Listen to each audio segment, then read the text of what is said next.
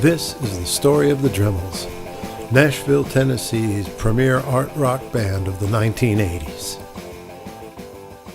Dateline 1980, Nashville, Tennessee. The city is looking for something new. The outlaw movement moved to Texas. The cosmopolitan country sound was over.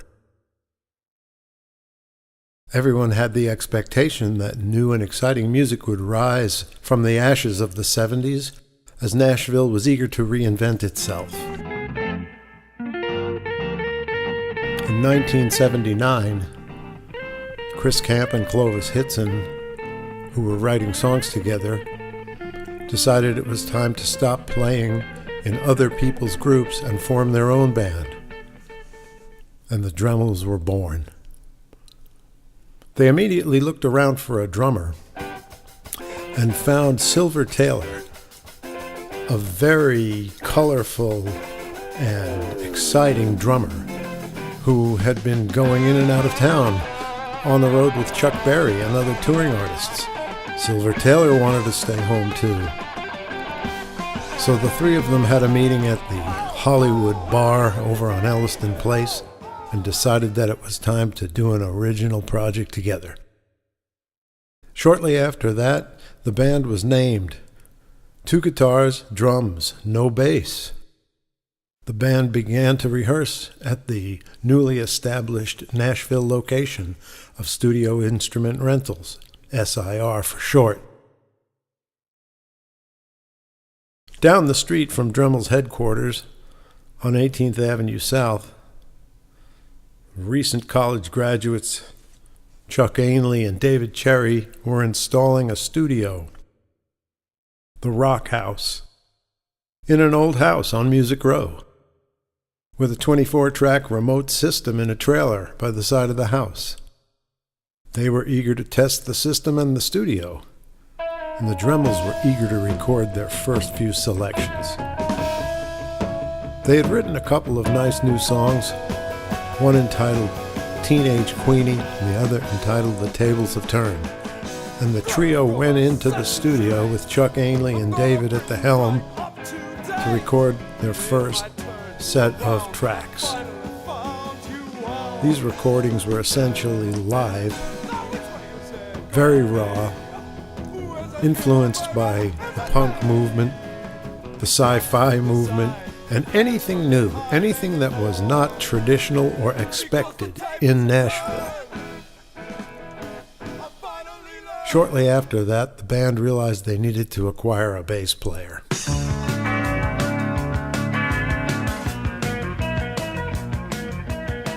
This is when they met Dan Cook, a very interesting character who'd grown up all over the world, graduated from the University of the South in Swanee, and was in Nashville looking to write songs and play. Dan liked the idea of the Drmls, a futuristic fantasy rock band playing all original material with a very exciting edge, hard rocking, not country, stylized, thematic, and ready to rock and roll. After a few months, the Drmls debuted with their new quartet at a club called Frankenstein's. Always trying to do something imaginative, the Drmls dressed in very creative, mysterious clothing and arrived at the gig just in time for their set. As soon as the set was complete, to an astonished house, they walked out the front door and left, leaving the crowd wondering, who are these guys? Where did they come from? What was that all about? And thus the first club date was born.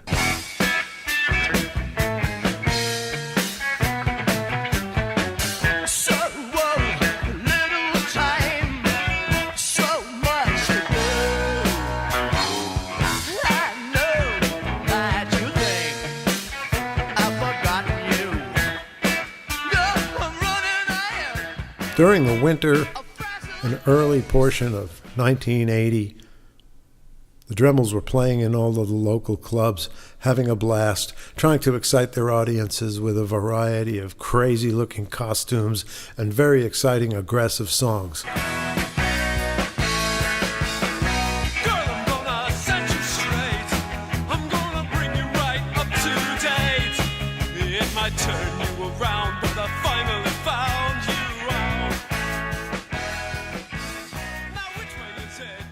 Concentrating on harmony, exciting leads, and a show that included dramatic lighting and their new signature maneuver, arriving at the club moments before their show, playing their show, departing.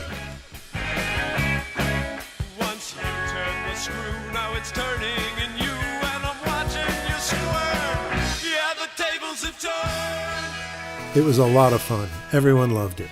They weren't hanging around at the bar, talking to the fans or making moves on girls. They were there for one reason, to play their set and disappear.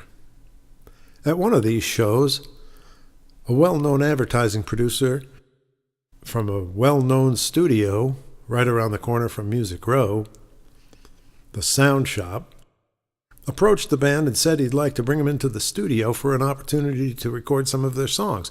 He liked what he heard. So on one Saturday, the Drmls went into the studio.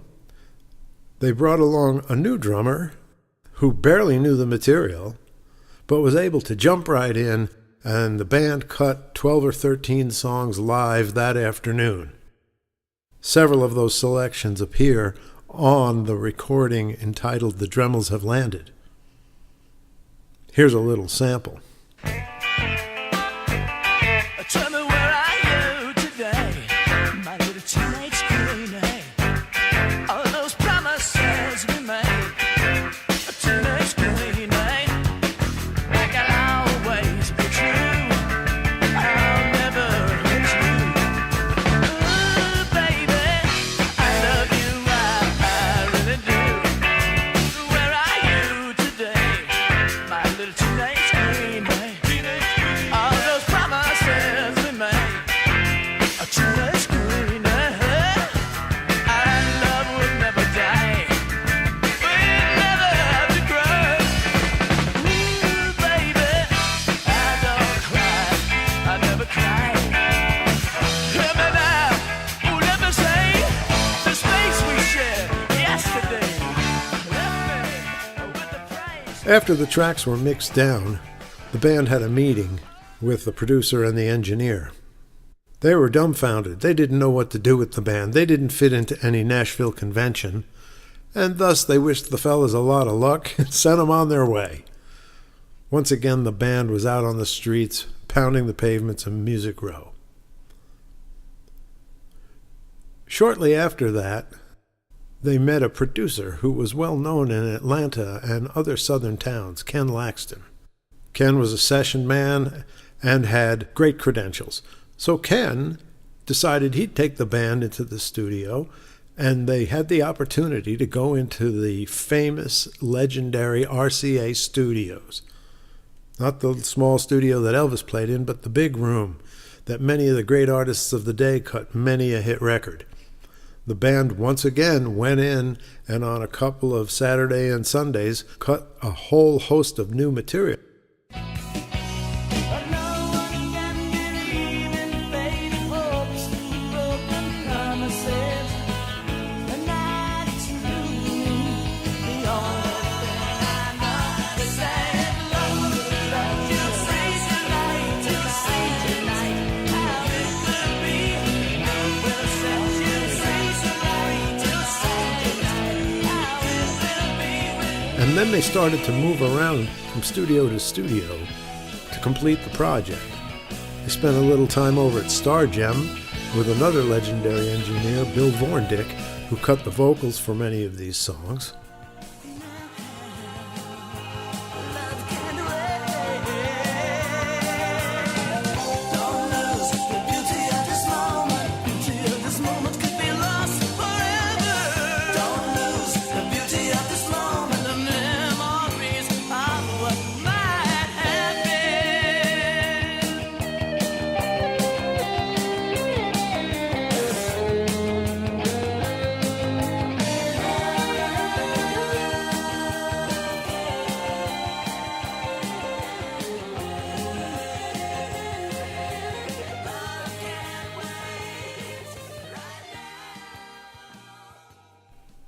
The band went back to talk with Chuck Ainley, who was now one of the lead engineers at a great little studio, a hit factory of its own, called the Sound Lab on Grand Avenue, where many #1 records had been recorded. So they made a little deal with Chuck, and they went into the Sound Lab where they cut Survival Race Universe and Tell Me, several other outtakes that may appear later. Chuck Ainley did a great job recording them, a great job mixing them. And you can hear Tell Me and Survival Race Universe from those sessions on the album The Drmls Have Landed.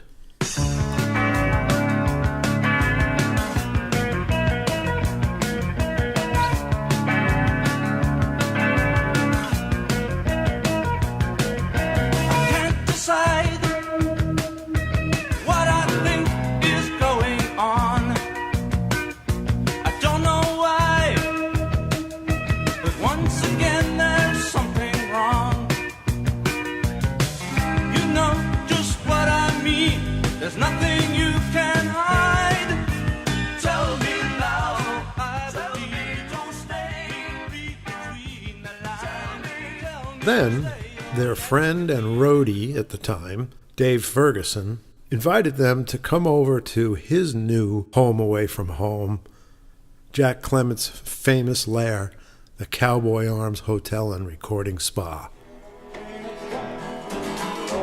Whenever Cowboy went out of town, Dave Ferguson and another legendary engineer, Jack Stack-a-Track Groschmal, had the run of the studio. So they decided they'd bring the band in on a weekend when Jack was in Memphis playing with his Sun Records friends, and the band began to record some more material over at the Cowboy Arms and mix some of the stuff they had recorded previously.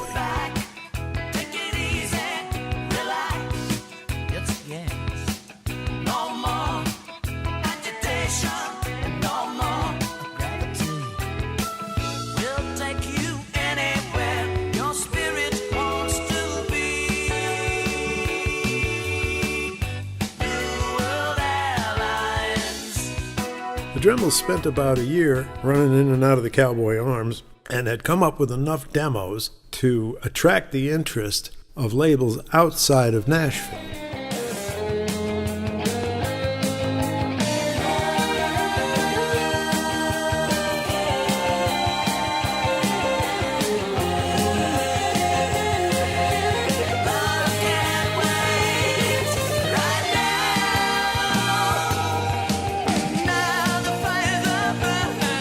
Well, around that time, circa 1983, as cable television came into vogue, a brand new network was launched. It was called MTV. And MTV decided that they'd host a show entitled The Basement Tapes. And they asked bands to submit videos of themselves for consideration in a contest on the network. The idea is that the top 10 bands would have their video played on MTV. Well, the Drmls were friends with a great photographer, a British photographer, renowned, a legend in his own right, Alan Messer. Alan loved the Drmls. He loved what the Drmls were all about. He loved their handshake. He loved their futuristic, modern approach. And Alan decided to invite the Drmls to his studio to take some pictures and to shoot a video. The water must be boiling. You must put the boiling water on the tea. You must never add the tea to the boiling water, otherwise you become American. The band hastily put together a script and met with Alan. Alan promptly threw their script away and decided to do whatever he wanted.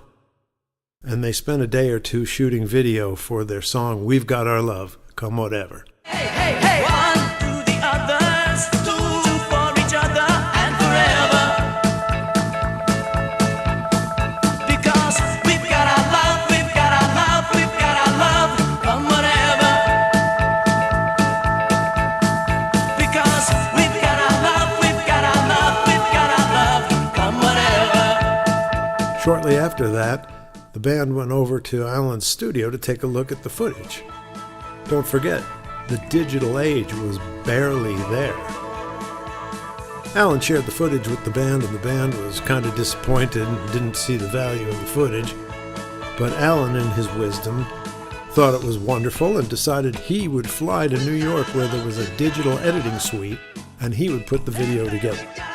So the Drmls owe a great debt of gratitude to Alan Messer for creating their very first video, their only full-length video, and enabling them to be part of the very first transition from audio only to audio and video as a default practice among recording artists and performers. Well, nonetheless, the band submitted the video and came in 12th, so they missed the cut by 2. Shortly after that, their lead singer, Clovis, decided it was time for him to try his hand at some other projects, and the band found themselves suddenly without their lead singer. So Dan Cook recommended that he call on his old friend Jeff Allen, a local guy who had come up through the ranks singing, touring, and who was a natural rock and roll singer. They spoke with Jeff. Jeff said he'd be interested in being a part of what they were doing. Dan Cook and Chris Camp were writing songs for their first fully produced album, Space Time, and they invited Jeff to become the vocalist for the band. Jeff readily accepted the invitation, and after a year or two of hard work writing, recording, and producing, the album Space Time was born. Romance lies in space and time. When you're caught up in the blinding light, leaving the world behind.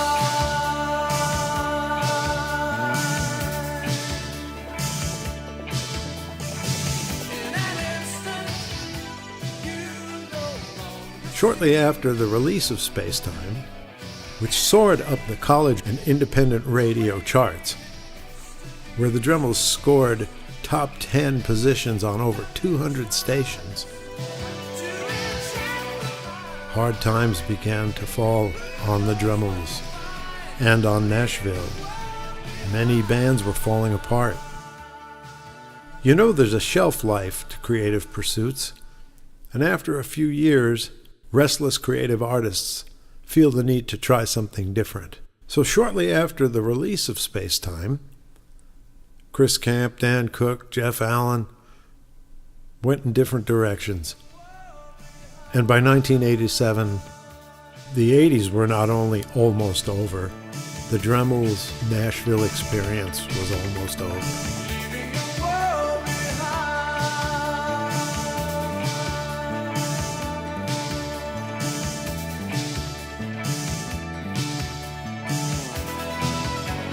So now let's roll forward almost 30 years later.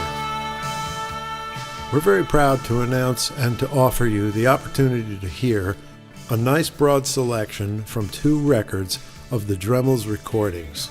The Drmls Have Landed features Clovis Hitson on lead vocals from 1980 to 1984, and Space Time features Jeff Allen, 1985 and 1986. We hope you'll enjoy this music and the fun that the music brought to the Music City, as well as the legacy of one of Nashville's premier original music bands.